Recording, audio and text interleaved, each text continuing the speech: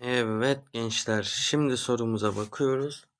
Burada her zaman en küçüğe göre ortak parantez alacağız. Pay kısmında 3 üzeri 10 ortak parantezine alıyorsak 3 üzeri 13 ise geriye 3 üzeri 3 kalıyor. Eksi 3 üzeri 1 artı 1 bölü. Burada da 3 üzeri 9 parantezine alıyorum. 3 üzeri 9 parantez içinde 11 olması için 3 üzeri 2 eksi 3 üzeri 1 eksi 1. 3 üzeri 10'u 3 üzeri 9'a bölürsem 3 üzeri 1'den 3 kalır. 3 üzeri 3 27. 27 eksi 3 artı 1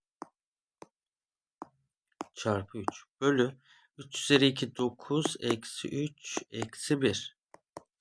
27'den 3 çıkartırsa 24. 24 artı 1 25. 3 çarpı 25 bölü 9 eksi 3 6 6 eksi 1 5.